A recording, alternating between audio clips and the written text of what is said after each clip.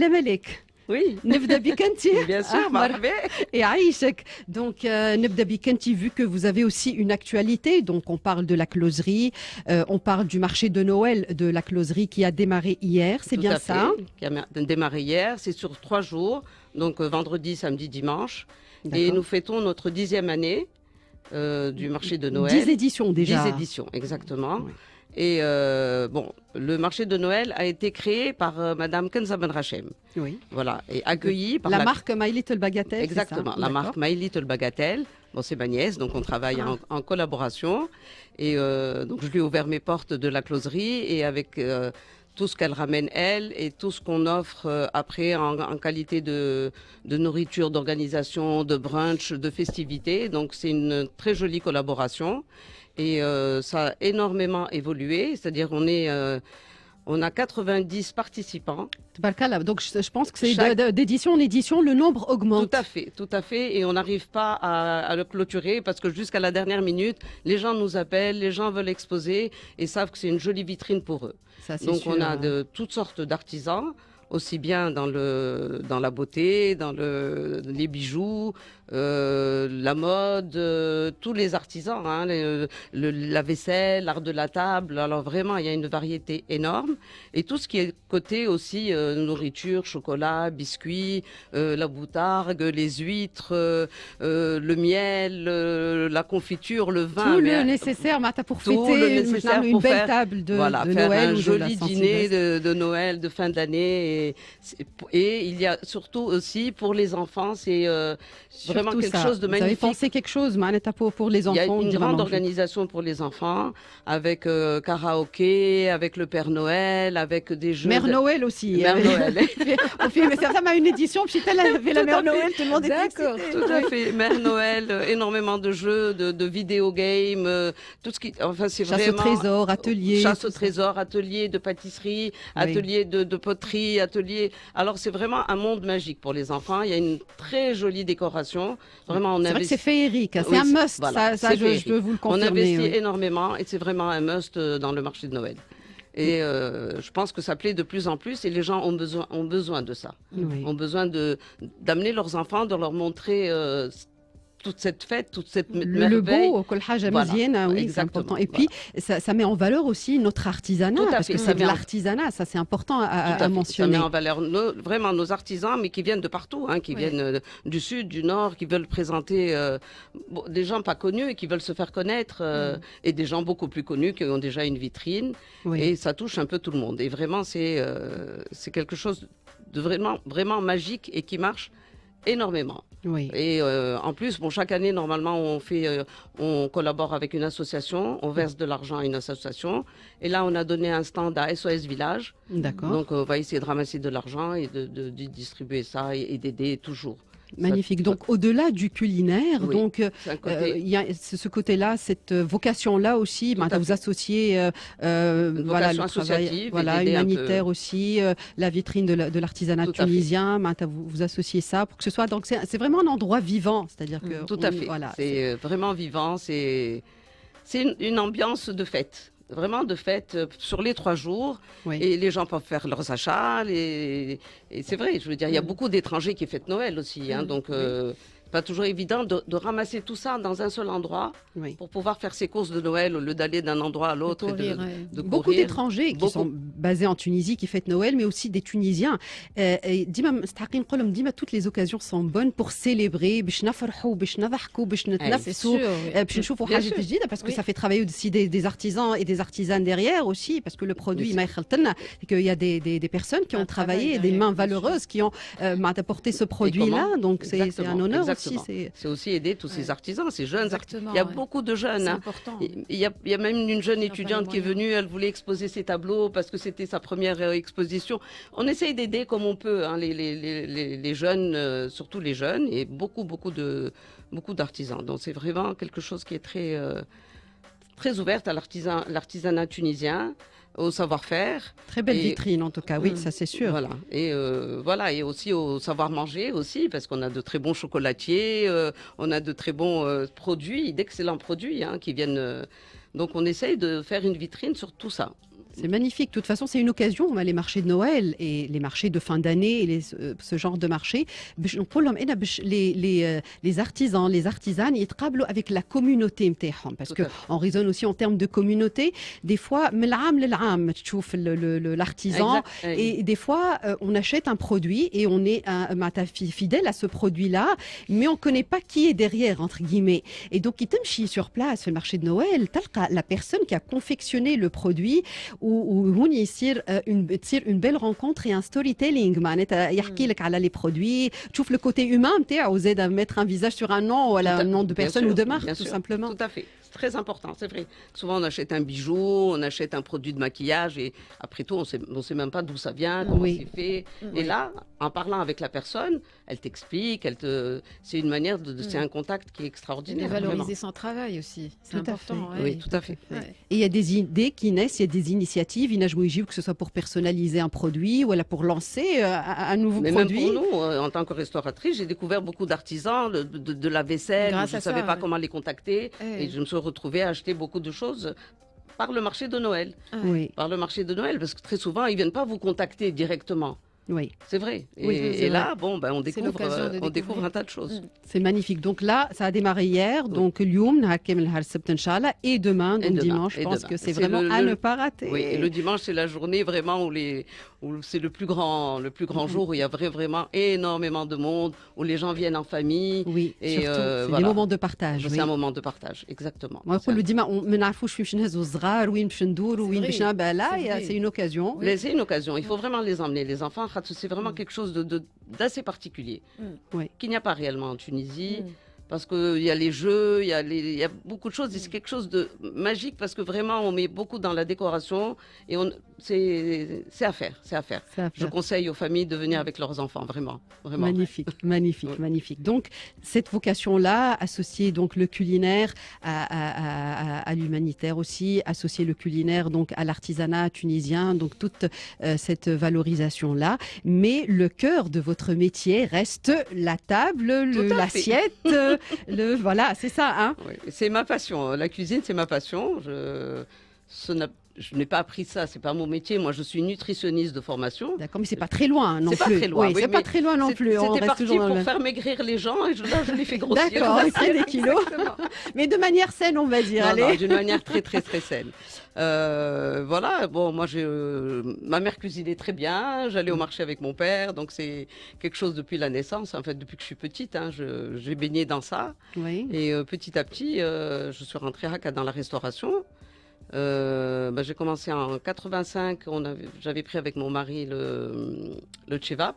D'accord. Pendant 5 années. Oui. Et on avait tenu le cercle italien pendant 2 ans. D'accord. Et après, la closerie, ça va faire 34 ans. Voilà, plus de 30 ans. C'est une carrière. Une vie. On a ouvert en 92. D'accord. Voilà, donc c'était pas aussi grand que ça. C'était un restaurant de 80 couverts à peu près. Oui. Et au fil du temps, on a fait un lounge, on a ouvert une terrasse, on a fait des événements. On fait pas mal d'événements, c'est-à-dire. Vous avez reçu donc des personnalités, ça c'est sûr. Donc c'est vraiment, je pense qu'il y a beaucoup de choses à raconter à ce niveau-là. وقبل ما نسمعوا الأغنية دونك سمعنا لإيطاليانو فيرو أنا اخترتها بالذمة هاي لملك تتبسم على خاطر ضيفتي اليوم جو بونس على دي زوريجين إيطاليان مازلت أنا باش تفسر لي توا علاقتك بإيطاليا شنو الغرام هذاك سواء في الصحن ولا دو بار لي زوريجين أنا حطيت لك أغنية وإن شاء الله عجبتك. Non, j'adore la musique italienne et j'adore l'Italie. C'est un pays magnifique, par sa nourriture, par ses paysages, par la mode, par leur élégance, leur art de vivre, leur architecture. Franchement, c'est un pays qui offre énormément de ressources. J'ai une arrière-grand-mère italienne. Oui. Et j'étais mariée à un Italien. Oui. Et avec un deuxième Italien. D'accord. Non, décidément, l'Italie تبع فيك ولا انت تبع فيها ما نعرفش. Je plais aux Italiens quand même. Voilà, et c'est vrai que certainement que ça m'a influencé un peu dans la cuisine, parce que nous on a une cuisine à la closerie qui est méditerranéenne à tendance italienne. D'accord. Voilà, on travaille énormément. Bon, il y a beaucoup de pâtes et il n'y a pas que ça dans la nourriture italienne, bien sûr. Après, il y a aussi des ingrédients de base en commun, bien italien ou tout. Bien sûr, énormément. Je veux dire, surtout ce qu'il y a dans les poissons, les légumes, huile d'olive, tomate, l'huile d'olive, des épices comme le za'atar, le basilic, la menthe. On travaille énormément avec beaucoup d'herbes. Oui. C'est un goût méditerranéen. C'est un goût méditerranéen que l'on retrouve. Voilà, surtout qu'on retrouve. Voilà, c'est surtout ça. Et puis on évolue un petit peu parce que la cuisine, c'est un peu comme une mode aussi, qui évolue énormément. J'aime beaucoup, justement. C'est pas statique. Il faut que ça évolue carrément. C'est pas du tout statique. Je veux dire, on mange pas comme on mange maintenant, comme on mangeait il y a 50 ans, ou même il y a 20 ans. Oui. Les gens mangent moins, font attention à ce qu'ils mangent. Il y a un côté diététique, des ingrédients. Et donc, on fait assez attention à ça. Donc, on essaye de changer la carte chaque saison. On a des cartes saisonnières pour travailler avec les légumes. 2-3 fois par an, oui, 2-3 fois par an, exactement. Voilà. Normalement, c'est une carte d'hiver et une carte d'été, disons 2 ans. Et après, on fait une carte festive quand il y a les fêtes. On change un peu les produits. Justement, là, c'est la période des fêtes par excellence. On introduit le foie gras, le saumon, les huîtres. Voilà, on essaye de travailler avec tous ces produits-là qui sont un peu plus festifs. Et on essaye de changer aussi un peu dans la pâtisserie, de faire des genres de bûches, il y a les panettones, il y a beaucoup de produits qui entrent en jeu. Et la part de la cuisine tunisienne dans tout ça, c'est de créer un équilibre. On ne fait pas beaucoup de cuisine tunisienne, mais on essaye quand même d'introduire par exemple le borrol qui peut être un accompagnement. J'ai eu à un moment donné un chef qui faisait un couscous avec l'encre de sèche et les fruits de mer.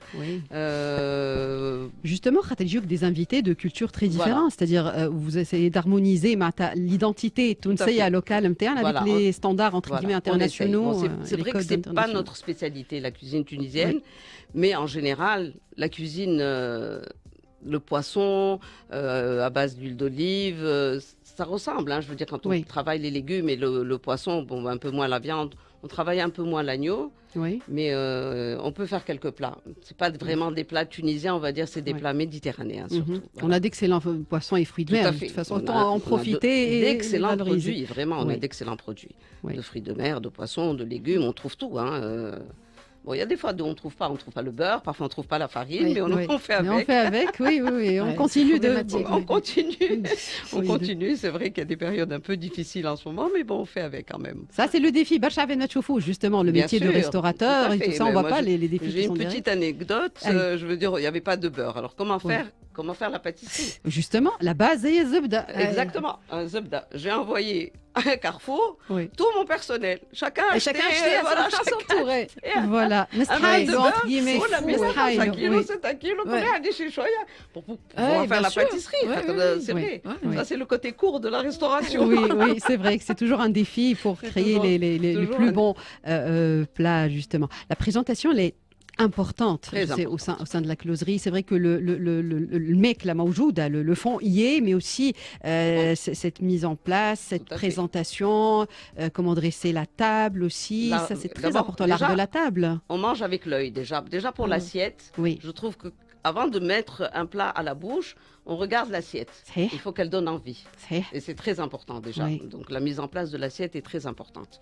L'art de la table est très important aussi. La mise en place de la table, de choisir de la jolie vaisselle, des beaux verres, les couverts, la nappe, un petit bouquet de fleurs. Il faut donner envie. Il faut que les gens se sentent bien. Quand ils s'installent, se sentent bien. Il y a l'accueil aussi qui est très important. C'est important. Très important. Et chez nous, la closerie, je trouve que c'est un côté un peu familial parce que je travaille aussi avec mes neveux et qu'on est tous présents. Et on est toujours là, on a toujours un mot à dire à un client. Le personnel aussi est habitué aux clients, chacun a ses habitués. Et je pense que c'est important pour un client qui fige, les habitués, entre guillemets, c'est une entreprise familiale, ils le savent. Et je pense qu'ils apprécient ce côté-là parce qu'il y a une certaine hospitalité. L'hospitalité. Et un storytelling par rapport aux produits, aux plats, vous personnalisez l'accueil, tout ça, c'est Complètement. Moi, la closerie, c'est comme à la maison. C'est comme si je recevais chez moi. Je crois que je recevais pas mieux chez moi. C'est pour ça que les gens, moi, j'ai des gens qui viennent manger 2-3 fois par jour, qui sont chez eux, quoi.